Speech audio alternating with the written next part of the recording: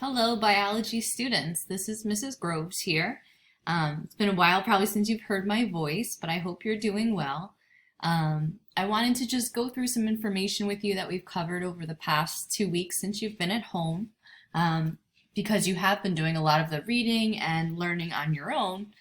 And some of the concepts can be a little bit tricky in this unit. So I just wanted to do a couple of practice problems with you and just make sure that we're kind of on the same page. So as you watch this, I'm going to ask you to pause it a couple times so that you can actually answer some practice questions with me. So make sure you have a pen or a pencil and a piece of paper. Okay, and so actually the first thing we're going to do after we look at this slide is practice 2 different DNA sequences, changing them. So have your pen and paper ready. Okay, so in the slide that we're looking at right now, it says, what is a gene? And you see that we're looking at chromosomes, which are the DNA, and chromosomes are broken up into sections called genes. And the important part about genes is that genes are the part of the DNA that actually code for a protein. And over the past 2 weeks, we've really been focusing on how DNA is used to make a protein. Okay, so before we left for break, we just finished looking at how DNA replicates itself. So replication means to copy. We know that when a cell copies itself, it has to copy its genetic material first, right? So what I want you to do right now is I want you to think back to before we left for this break and look at the sequence of DNA. We looked at the 5' and the 3' ends. And what I want you to do is write down on a piece of paper what would be on the following strand here, okay, of DNA. So if we were to replicate or copy this strand of DNA, we would unzip the helix, and then DNA polymerase would come in and build new DNA using the old DNA as a template, okay? So that's review from before we went on break, okay? The bullet point I have next is what we're looking at when we talk about building a protein. Okay, so building a protein is called protein synthesis. Genes hold the instructions for proteins, but we're going to see that it's not just one step to make a protein. There's going to be 2 steps. And the first step in making a protein is called transcription. So transcription takes the gene, the DNA message, and copies it into RNA, and it specifically copies it into messenger RNA, okay? The reason that we're going to copy the DNA into RNA is that the DNA is in the nucleus of a cell, but the place where proteins are built or assembled is going to be outside of the nucleus. So we'll talk about that a little bit later in this presentation. So now when I've given you a sequence of DNA here, I'm not asking you to tell me what the complementary strand of DNA would be. Rather, I'm asking you to tell me what the complementary strand of RNA would be. So you're going to use a very similar process to what you did when you replicated, except there's a difference, right? When you're transcribing into RNA, RNA does not contain the base thymine. So anytime you would use thymine or base pair with thymine, you're going to use a base called uracil, U-R-A-C-I-L. And uracil bonds with adenine, you're going to see. So take a second, hit pause if you need to finish practicing replicating versus transcription. And on the next slide, you're going to look at my answers. So I'll just scroll up to save time. So you can see, I forgot to put the 5' and the 3' in this first example, but this would be the 3' end and this would be the 5' end, since we know the strands are anti-parallel. And you can see all I've done is use the rules of base pairing. C pairs with G. You can see T pairs with A, etc. Okay, they're just a little bit, they're not evenly lined up with one another. Down here you can see now, instead of copying the DNA into a complementary DNA sequence, now what I've done is I've transcribed it. So I've used the rules of base pairing, except anytime I would usually pair adenine with T-thymine. In this case, you can see there's a U. So we know this is RNA rather than DNA. Okay, so the rest of the base pairing is very similar to with DNA. So you can see T pairs with A, G pairs with C, C and G are exactly the same. Okay, so we're kind of just going to go bigger picture for right now before we then look at the second step of making a protein. Okay, so why are there 2 steps? I mentioned this earlier. The instructions for the proteins are in in the nucleus when we talk about a eukaryotic cell, but the place where proteins are actually built is in the cytoplasm. And proteins are assembled on ribosomes, which are throughout the cytoplasm. So what we're going to do is we're going to copy the DNA message into RNA, and that RNA message will leave the nucleus and go to the place where proteins are actually going to be assembled. So the DNA stays in the nucleus, it stays protected. We get the instructions or the message to the ribosome by first copying the message into RNA. And that's basically why we're going to have 2 steps. So your 2 steps are, you can see here I've got my double helix DNA getting transcribed or copied into mRNA. And then the second step, translation, is going to take the mRNA sequence and read it off 3 bases at a time to form a sequence of amino acids, and that's what the protein is actually built of. So remember, proteins are just chains of amino acids.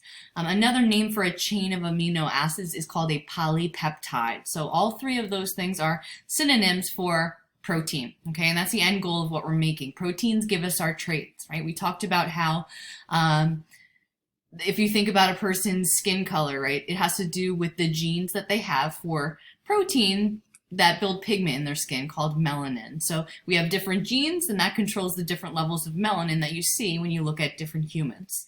That goes for eye color, hair color, but also how your body digests food. There's all sorts of different proteins that regulate your body, okay?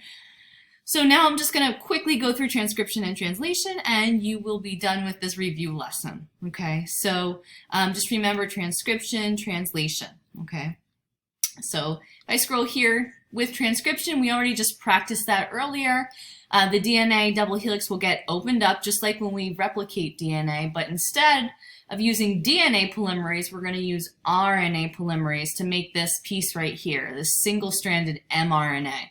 Okay, and the reason is the mRNA will leave the nucleus, and that's what this arrow represents here. Okay, we don't want the DNA to leave the nucleus. The nucleus protects the DNA, and we don't want the DNA to get destroyed or changed. But the mRNA you can make more copies. It's basically a copy of the DNA. If it gets destroyed, more mRNA can be produced. So first step is for transcription to happen. Once the gene is copied into mRNA, the mRNA will actually leave the nucleus and go to the cytoplasm. And that's where we're going to have translation. Okay, so I'm going to just scroll through here. The second step is going to be translation. It's easier for me to just look here. So we've got, this would be our mRNA. It's going to go to the ribosome. Okay, but the sequence, I know this is vertical now rather than horizontal. The sequence of RNA bases is going to be read 3 at a time by the ribosome, okay, to build the protein. And every 3 letters of RNA is called a codon, and it codes for a specific amino acid. Amino acids make up proteins. There are 20 total. And so you're going to, when you transcribe the RNA, the second step in order to figure out the protein sequence is to break the RNA into sequences of 3 and then use something called a codon wheel, which I have here, okay, and you have that in your textbook. So the way you use a codon wheel, if we look at our first codon here, the letters G, C, U, you start in the middle of the circle and find your first letter. So my first letter is G. That lets me know I'm somewhere in this quadrant if you think of this as divided up into 4 quarters. So G is my first letter. Then I work my way out to the second row and find my second letter. So C, G, C, okay? And I can see that based on this table, the third letter, whether it's A, G, C, or U, no matter what, will give me the amino acid alanine. And so that's the first codon. We'll just look at the second one and you should be able to get the general idea. So in the second one, you can see A, C, G. Let's look over here. We've got A, the second letter is C, and then G, which is threonine. And you can see ACG, ACA, ACU all give me threonine. So this is why it's possible to have different DNA sequences but still end up with the same protein that's built. My mRNA might read ACC and yours might read ACG, but we both would have a protein that had threonine at that position. And so we wouldn't even know the difference. Okay, just two other things about this codon table. One really actually for right now is you can see there are some stops, and that lets the ribosome know that the gene is done. So at the end of the mRNA, there'll be a stop signal, and you can see that here, UAG, which we get stop, and that lets the ribosome know that the protein is done being assembled. So now the last thing we're going to do is just put this all together. So first thing we're going to do is practice doing translation. So in order to do translation, you need a codon wheel. So that would be given to you if you were taking a quiz or a test. And so have that open. It's on page 367 of your book. But what I'm going to do now is just put this up here. So I say, what amino acid sequence would result from the following mRNA? So if you want to pause that for right now, the thing to keep in mind, right, this is the mRNA. Every 3 bases is called a codon. So I can see here that I have 1, 2, 3, 4, 5 codons, which means I should have 5 amino acids in the chain. Although you're going to see that this last one is not an amino acid, but rather a stop signal. So if you've finished using the wheel, I'm going to just put up the answers here, and we'll do one other problem. So here is the sequence of amino acids you would get from those 5 different codons of mRNA. Okay, so the last question we're going to do together is we are going to take a DNA sequence and we are going to transcribe it and then translate it. So we'll go through both steps so you can see the process all together. See how I wrote out the full names of the amino acids? You can also abbreviate them. Sometimes the first 3 letters is how it's written. If you look in your textbook, you can see that. There's also an alphabet letter that represents each of the amino acids, which I don't require that you know, but that's just another piece of information. Okay, so here is our last problem that we're going to do today. So I ask you what amino acid sequence, what protein would result from the following DNA. So it's important to know what you're starting with and what you're ending with. If I give you RNA and ask you for the amino acid sequence, all you need to do is look at this codon wheel. But if I give you DNA, you have to first convert it into mRNA and then use your codon wheel or codon table. Right, so if we have DNA, and the way you can see that is that there's no T on the codon wheel. If you look here, it's G, A, U, and C. So right off the bat, I know that I have to do something to this DNA first because I can't just use the codon wheel. Okay, so if you want to pause it, the first thing you want to do is transcribe this DNA into mRNA using the rules of base pairing. Remember that we don't have thymine in RNA, we have uracil instead. Okay, so the correct sequence for the mRNA, if you finished it, is here. Okay, I've got AUG, CUU, etc. You can check your answer if you need to pause it. Okay, but now we're not done. We still want to know the amino acid sequence. So we now need to take our mRNA codons, right? And I have 5 of them. I spaced them out 3 by 3 just so that I can make it easier on myself when I'm looking at that codon wheel. And so I'm going to need to find 5 different amino acids on the codon wheel. So now you want to look at that wheel and figure out what your sequence is. Pause it if you need to, and I'll put the final answer up.